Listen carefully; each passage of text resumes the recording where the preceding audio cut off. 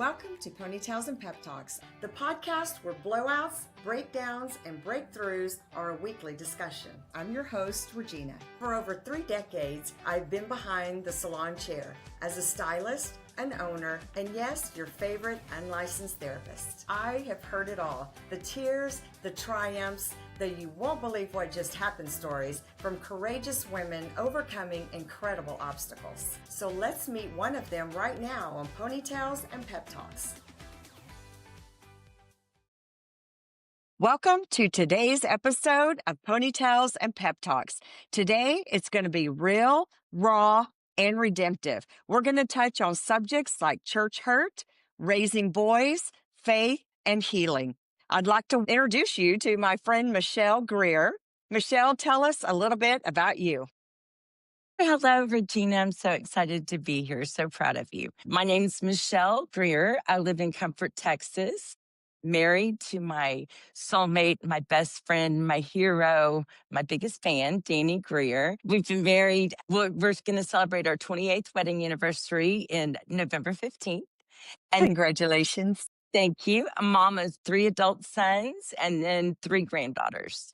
And Danny and I own a plumbing business together, an appliance and plumbing repair company here in Comfort. And we service the Hill Country area. And we've been doing it for about a year and a half that we took the plunge and did our own thing. And one of our youngest sons works for us as well. So it's a family thing and we have a great time. That is incredible. I love you guys so very much. And I love that your anniversary is coming up because I will have to say, as an example of marriage, you guys really got it going. You both work hard at making the marriage work, at making family work. And Yes. I truly get inspiration and feel hope that there is people out there that can make this marriage thing work. And working together and being on the job and things like that. So I really appreciate just you guys. All Thank right, you so so let's much. dive. You're welcome. Let's dive right into the touchy subject. We're going to talk about church hurt first. A lot of us experience it, but we experience it in different ways. And I would like to know what your personal experience has been with church hurt. Sure. One of my biggest thing, I think it started when I was younger. I was raised Catholic. We were the typical Catholics that went just on special occasions, Easter, Christmas Eve, midnight mass, that kind of stuff growing up because I grew up in chaos. But then as I got older and became a single mother, was looking for answers, I dove into looking for the right church, and I left the Catholic Church and then went to a non-denominational or a spirit-filled church and was there for, 5 years. And it was a real eye-opening experience. It was spirit-filled to where I come from Catholic, and I wanted to do the exact opposite that I came from, and I felt like it had a lot for kids. So I liked the youth program, and I loved the Rainbows teacher, which was you. So I really liked, they portrayed it as such a family church and everything was so healthy. And so I thought that that's where I belonged. So went there and, was really, didn't date, didn't do anything, just plugged into the church and with my 2 boys and just kind of was at church on Tuesday for prayer, was church, on Sunday, on Wednesday, tried to be as plugged in as I could. Had my boys in Rainbows and Royal Rangers and all the stuff that you thought you were supposed to. And then I still was looking for someone, I wanted a husband and a father for my sons. I wanted somebody that was my soulmate, and I really didn't want to settle. So I just put everything into myself, making myself better and being a better person. And I figured I did a lot of self-help and in a lot of therapy, Christian therapy and non-Christian therapy, secular therapy as well. But so I just kept working on myself and thought, you're going to attract. The better you make yourself, the better you're going to attract. If you're in a bad spot, you're going to attract someone in a bad spot. So I went, did all of this stuff. And then I was set up with a guy, who's now my husband, Danny, but Yes. through somebody that wasn't at church. Anyway, and the church didn't approve of me going out with someone that didn't go to the church. And Danny drank alcohol. He drank beer. They didn't believe in that. There was the list. I really prayed about it and I went against what they suggested and I went out with them and we literally, I mean, it was a blind date. We fell in love literally. We were married 3 months later after we Yeah, first met. it's we do everything that we can. And then, Hmm. like you say, there's the list that everyone Yes. gives us that they Yes. think you should do. But when it Yes. comes down to it, we truly have to listen to our own tuition, our Hmm. own gut, Agree. and go with what we believe that God is leading us. Right. And, like many people that are on this journey to search for more in life, Right. that's the path that we take. We start in Hmm. church, we go to church, we make ourselves better. Hmm. And I appreciate that you guys, did that because Yeah. now you got the marriage you deserved. Yes, and the church used words like which that we were unequally yoked, and that he was sent a stumbling block from the devil, that kind of stuff that you get from a lot of the church elders. It was a different Yes. environment, and it was very traumatic to go through that. That you were, like, the words they were using. Yes. But that's when I learned I had to believe if that I had to have a relationship with God, not a pastor and not a women's meeting group or, a pastor's wife or anyone else. I had to listen to God and to myself and had to trust myself enough to do that. You did. The thing is, it's not even just this religion or this Right. faith. No, Women exactly. all over the world suffer from church hurt and blame and what whoever they is, Hmm. the leader of the group or even other countries and stuff, what they believe that we should do. So Hmm. it is so important that we do listen to God and listen to what's right for us. And this was back in the 90s when the big facade of the American church was going on, when we were all living kind of behind masks, so to speak. And we thought that Yes. everything was perfect on the inside, and it wasn't. It wasn't. And Yeah. mask is definitely the best word Hmm. because in our experience of church together, you and I Hmm. both saw all these masks that people put on, Yes. and we Yes. thought their world was perfect behind closed doors, Absolutely. that they were doing Absolutely. all the right things. And many times we felt guilty. We felt Hmm. like we didn't have it together. They Hmm. all do, and actually felt less of ourselves. But Right. the incredible thing is, eventually, those masks fall off. That's And we right. find out, you know what? We weren't doing that bad. That's right.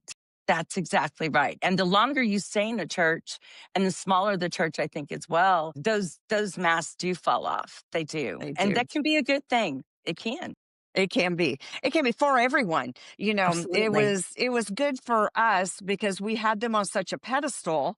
Hmm. And, we realized that, what, they're just human beings. We're all Right. humans. People expect people at church to be some better than anyone else. And they Right. forget they're just as human as everyone. We all make Right. mistakes. We all make bad choices. Yes. We all hurt Absolutely. other people. And then for us, it makes us realize, you know what, we weren't doing so bad. We were holding it together and keeping our place. Yeah, and I think the hurt part comes in is that the church, the facade they put up, we all believed it. And if you were a single mom, not married, and you were you judged in a certain way, and we believed they were living these perfect lives there. And I think the hurt part Yes, came in is that it was a lie that it's unattainable. Those perfect lives that they were showing. absolutely. So I think that's where the hurts part come in, especially for our generation, the Gen X. I think you know, I think Yes, that, yeah, we were the first latchkey kids, our yes. generation. And then I think we started looking for religion and we were looking to get an answer Structure. out of the chaos. Excuse me. Yeah, And so, yeah, get an answer. Yeah, to find answers. We didn't want to raise our kids in the same chaos. So then we went to church, those of us that weren't raised in it. And then you find out that it was all a bunch of BS. It wasn't true. So, I Exactly. think that that's hurtful. It is. So let's kind of talk about some of those rules. Here, you're a beautiful young single mom Hmm. coming to church, trying to Hmm. make things, good and Hmm. pursue and make a better Hmm. you. So, what were some of those challenges that happened at church, Right. Sure. that brought Well, about I some was of those hurts? absolutely, and I'm also someone that loves fashion. I love, Yes. I love to put on makeup. I'm going to wear my makeup too dark, my lipstick too bright. I'm going to do all the things. And so I think that, um, going into a conservative church like that and being, I don't know, I guess the word now my boys will call it extra is, if you're extra, they look at you like, you're some kind of streetwalker or you're some kind of, what is like you're an alien. And back in the 90s, I mean, in late 90s and stuff, I think that it was just, we were supposed to dress a certain way, a cardigan, little pearls. I mean, there was that whole preppy thing. And, I wanted, Yet we had just come out of the world of Madonna. well, that's That where I was wanted way to out be. there. Hello. Exactly. That Exactly. was okay, and I was trying to not be Madonna because I had 2 small kids and I especially boys, and I didn't wanna do that, but I wanted Yes. to dress cute, and I wanted to attract. I was looking for someone. When you're Yes. single and you have children and you're trying to be the way the church says, you're trying all of these things and you're just like, nothing's working. Yeah. It gets to be too much Mhm. to Yeah. live up to expectations of Sure. everyone around us. Sure. Yes. Absolutely. Absolutely. And your own expectations. Yes. So, of course, with all of that came our lovely clothing shame. You shouldn't be wearing that. That's too tight. That's too sexual. That's too, Mhm. you can't be that when you're not there. You can't, you in church, you got to be this. Right. So, which is not a fun place to be. And No. then, of course, there's the, oh, well, you have young boys, and they do become aware. I truly will never forget going bathing suit shopping with my kids. So I have a girl and a boy. And I dared to come out of the dressing room with a two-piece bathing suit on. It wasn't super revealing, nothing. Mhm. My Mhm. eight-year-old son turns around and looks at me and says, no. And I'm like, who are you to judge me? But he I know. already at 8, 10 years old was, becoming aware. So I do understand, the side of we do need to dress appropriately, but you can dress appropriately and be sexy and beautiful and still love Jesus with all your heart. Yes. And we have to find that balance. And it's just not fun finding that balance sometime. No, and I also think it's the motive behind the person because Yes, you can be a Jezebel and be wearing a cardigan and a pearl necklace. absolutely. I mean, you Absolutely. can The be mask. Yeah. absolutely. You can wear a mini skirt and, and like to wear above knee high boots or something, which I have Yes. done. Me too. And people are very shocked, especially we're in a small Texas town and that's even more so.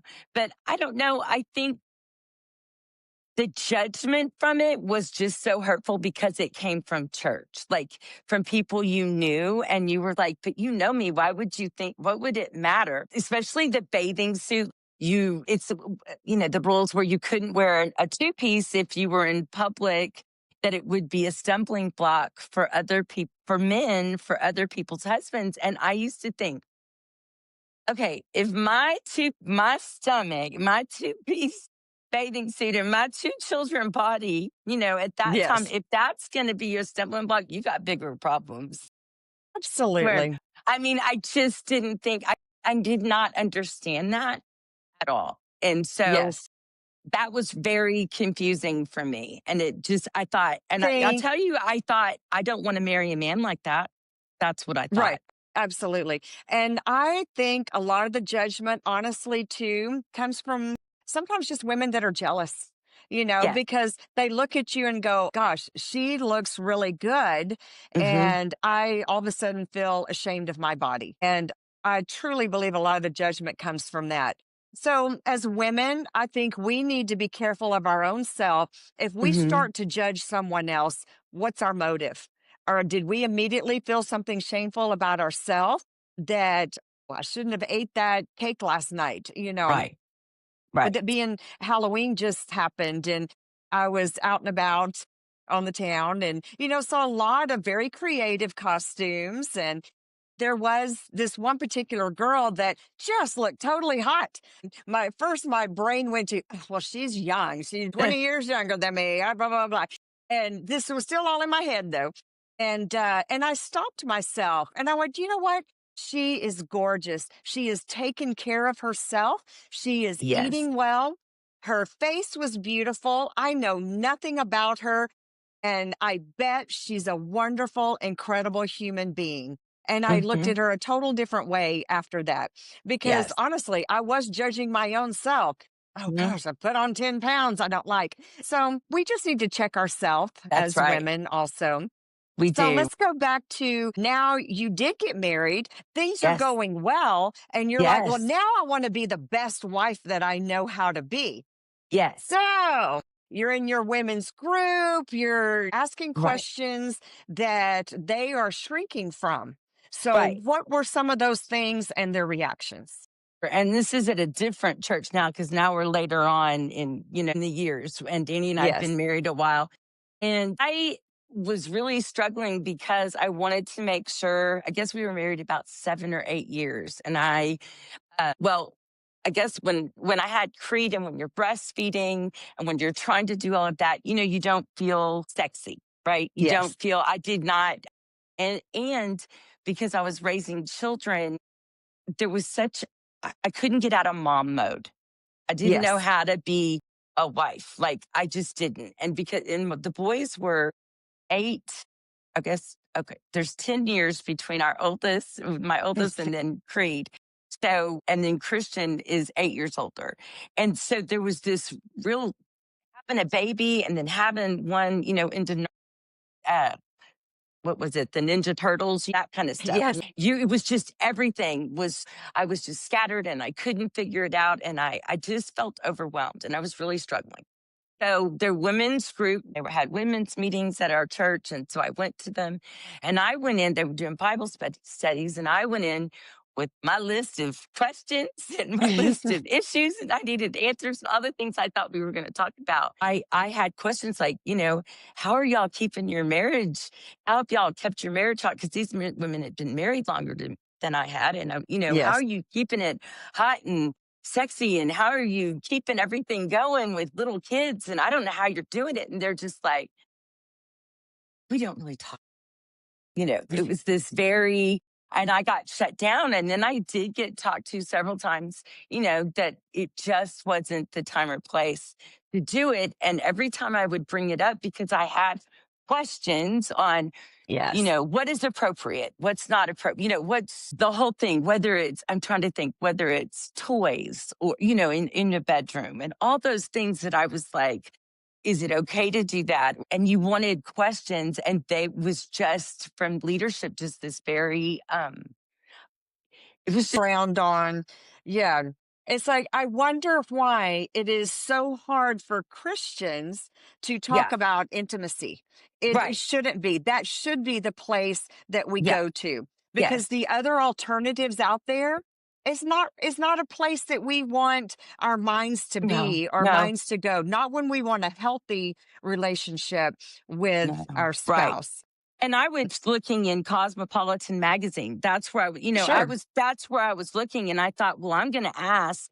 But then it was like, everybody looked at me like I was crazy. So I'll tell you, there was a show and it used to come on Sunday nights. It was on USA Network and her name was Dr. Or I don't think she was a doctor, Sue Johansson. I think she's a Yes. registered nurse out of Canada.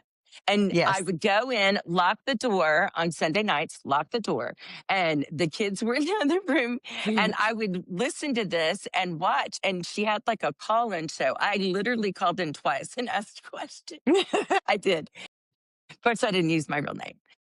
the reason that could watch it and understood it, and Yes. it worked for me, was because it was very clinical. It was very matter of fact. This is what you do. If you're trying to work, this is how you do it. She gave you specifics. You can Google or YouTube or whatever. She's fantastic. I think she passed She away. is. I watched it several times also. And same thing. She was a much older woman with Much. knowledge Yes. and like you say, everything was very clinical but explained it in a wonderful way that you did not Yes. feel shameful for Mm-mm. watching Right. because she really did help. I truly believe a lot of women She during that did. time. So I'm Because at grateful that for her time, show also. yeah, because a lot of that time in the church, I had a lot of friends, and not just in church, everywhere, but there was a lot of cheating. A lot of people There were was. getting divorced and cheating in the churches and all of this. And it was like, okay, I'm going to fight for this. I'm going to make my Yes, marriage work. And whether or not we like to admit it or not, sex is an extremely important part of a marriage. If you're going to make it, truly if believe that. right. And you don't want it to be, I did not want it to be where I was at 57 going, we have a great sex life. And it was because I wasn't, if we both gave it all the effort that we could. And he Y'all appreciated that I truly did. watched that. We did. And I will tell you the funny thing about the church, and I ended up being at that church for over 20 years and did love it. Yes. Absolutely loved it. And there was a time, we don't go there anymore. We just moved on. And not moved on, but we're just in a different spot Right. You learned now. what you needed to learn from Yeah. there. And then you have to step up and change and learn from the next place, the next step. Right. We do. Yes. And I think that when you have grown children and you're trying to make all the games and you're trying to do all the stuff and be with this grandchild, do this, and it's hard to fit everything in and to go to church every Sunday and to plug in and do what you're supposed to do there. So I think it has to be a personal thing. But the sex in the church back, like I said, when we were going, especially you Yes. and I, there wasn't the kind of mentorship. And later on, I would have Yes. other women come up and ask, okay, what did you do? What did you find out? And I would tell everybody, watch Dr. Absolutely. Seuss, Yeah. that's what I would just tell people, watch or Google her. And then later on, it's what worked for me. It doesn't work for everyone else. It did for us. And I hope that a lot of women, because you hear so many women that don't have healthy outcomes, so to speak. Right. They're not Yes. able to, there are a lot of women that aren't able to orgasm and they're married. Yeah. And Yes. I think that you, there's no, there's really no reason why you shouldn't. You just need to, if your both partners are helping and both partners are into it and you both are, I think you have to be, if you're best friends and 28 years later, you just have to And both that work at it. you can laugh at each other, You have to laugh and all the laugh. time. Yeah, laugh with Hello. each Yeah. other and, And and at each other. stir it up and at each other, even Absolutely. during intimate times. That Absolutely. builds that builds a Absolutely. bond. It It's really does. great. It does. So, in all of this, though, how did that affect your relationship with God and your relationship with other people then and now? I think it made my relationship with God a lot stronger because I still had growing up thinking that you had to go through a priest all the time to get, in confession, which did have a great place for me. And I always say I'm a Catholic, a true Catholic at heart. Um, but it showed me that people were not perfect, to where I was looking Yes, at this false standard because I was trying to get to that standard. Right. I just wanted to be like them. I wanted to be my children to be absolutely. perfect. I wanted all of Yes, this. So I think that it made me be more realistic on a lot of things. And being able to go to God directly, we can be ministering to women everywhere, all over the absolutely. world, if someone watches this, not Absolutely. sitting in a church. And I think God honors that because it's so, well, it's just terrifying, especially for our generation. I really think to come out and say, you hurt my feelings. The church Yeah. wasn't right back then. Y'all didn't do the right thing. Oh, we? Everyone was learning, everyone was right, doing what they thought was the right thing at the right. time. So there has Sure. to be a lot of grace and forgiveness, Absolutely. for them being human. Right. What would you tell other women now that they love Jesus with all their heart, but they just don't trust the church anymore? Now that you've, come full circle, what would you tell other women going through the middle of it at the time? Yeah. I think that you have to, first of all, I'm very blessed to have my husband who we can pray, 24/7 if we need to. We pray in the morning, pray at night. I have someone to do that with me. And so I think Yes, that that makes a huge difference. But I think that if you've been hurt in the church, there is such a wound. It's like a family wound. It's a it very is. deep one. And you have to just remember one of the many things I had learned in church is that to hate the sin, not the sinner, right? Absolutely. Yes. So Yes. if you can look at that person and realize that the people that hurt me or hurt my feelings, hurt my children's feelings, all the things, Yes. they were not they in the place where I thought they were, right? I thought they were Exactly. in Yes. and they weren't. And now that you're with growth, right? With growth and you see people's fruit. And that's the thing that I would say to anybody, whether it's a church or you're looking to have a small home church. A lot of people like to meet in different homes and do that. There's all kinds of things. I think is that you just have to remember, why are you there? Right? And it's Yes. about God. And it's about your relationship with Jesus. You've got to have that, your Bible. You don't give up on if maybe it's not meant to, you can keep trying different churches if that's what you want. But if you don't, and you've got to, like I said, you've got to try and dig deep to figure out why you have such pain, right? Like, I think what I is think it? so too. It's we've got to go to those places and focus on the relationship between yourself and God Because for every and person, it's realize different. it's different. And realize every person that you meet is an Right. imperfect person. We can't Right. think that they've got it all together. Right. We have to remember they don't. And we Yes. can listen, we can see what they Yes. have to say, but then we have to figure out if that's right for us. Right. So, And I think and also we have to remember that our adult children that went through that we raised through the church, that were at the church, they saw all the fake stuff. And their generation, the millennials, they have a lot of that church hurt as well they do. because Yes. they thought it was all, I mean, crap what happened. Yes. They saw affairs and their parents getting divorced and all of that. And they were all blindsided, all of them. And those kids had no clue. So I think that, yeah, we just have to realize how deep the hurt goes. And I believe that too. Also, there's there's a lot of trauma in our lives from childhood, from Yeah, church, from sure. divorce, from all these navigating children, raising them, Hmm. having a business. What do you think was the biggest thing that kept you going whenever you felt the worst? What did you do to pick yourself back up out of the craziness and say, I'm showing up today, no matter what? God, my relationship with God. Absolutely. The personal relationship with Jesus, able to go and pray to him. And being raised Catholic, I do pray the rosary. I have rosary beads. I still love to go to a Catholic mass. I mean, so I've always had growing up in a family as a child. I think when you grow up as a child with chaos and crazy, God Hmm. can come to you as an early age. And I always knew that there was more for me. And I didn't need to have the chaos. I didn't Yes. need to be alone. I didn't need to be like everybody else. I could be extra.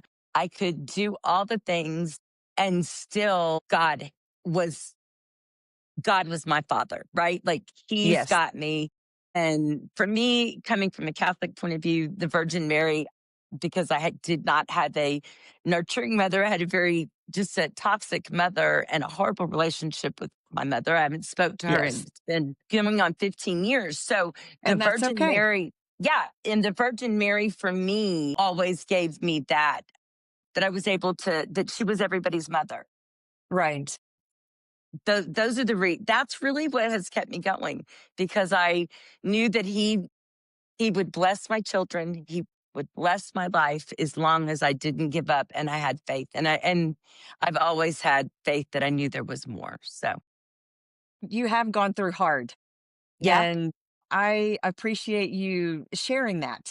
I know there are a lot of people out there that just through your absolute vulnerability, honesty, which is so you anyway, you and I have Oh, the best conversations all we the time do. because we both just put all Yeah. the vulnerability and honesty out Yeah. there. But Yeah. to go on something like this and then share it with other Yeah. people, Share I one. appreciate that. I want to Yes. share one last thing with you, Regina, that Yes. I had, that somebody did say for me at church, and it's something that just, it stuck with me forever. When at first she told me this, it hurt me like a hot poker, but now it's something that I wear as a badge of honor that I'm very proud of. I had a church friend tell me, she said, "You act the same around the pastor as you do a wino. What is it with you?" And she said it very, very, Very ugly. Yeah. yes, she was scolding me. And I was like, That's the best why would I act compliment any? ever. And I know, but at the time I looked at her, I was like, well, why would I act any different? And then I Yes, was like, and then my husband was like, Michelle, that is one of the best compliments ever. And then now, absolutely. 20 years later, I'm like, that was, yeah. So that Yes. is exactly, I think if anybody gets anything out of this, that's important. I absolutely believe that. And I Thank love you. that. And it is really true. I was telling someone earlier today about an underhanded compliment that I had gotten like that. And Mhm. I thought the same thing. At first it hurt. And I'm I like, did. why are you putting me down? And then I realized too, it was a great compliment. And Yes. I I Yes, sometimes definitely they are. I definitely appreciated it. Well, this is the one of the things I would have to say is that no one has it all together, that's for sure. But if Exactly we right. can take puzzle pieces of wisdom from people that are around us, then we can put that puzzle together and have a stronger bond of strength to make it through this journey of life. Agree. So I Agree. agree. I have 100%. some ponytail points that I will have posted. I just want to thank you again for your honesty, vulnerability, and being able to talk about these things. And I know these are things that are going to help other women. As long as we Absolutely. share our story, we can continue to be healed. So I hope Absolutely. that women can take some things from this today and realize that they don't have to have it all together to be the glue that keeps their family together. Absolutely. You can, Absolutely. We've got to continue to yeah, grow every day. Don't get stagnant. That's it. Don't stay stuck. That's all you have to do. Keep going. One foot in step in front of the other. That's it. that's And the way it goes. sparkle. Don't forget to And sparkle. sparkle, throw the glitter on and sparkle. Extra is Absolutely. okay. It's okay to be extra. Yes. And it's okay to be you. It's It okay to be is. who you are. Yes, it is. And yeah, As and long people as your motive actually, is right. Yes.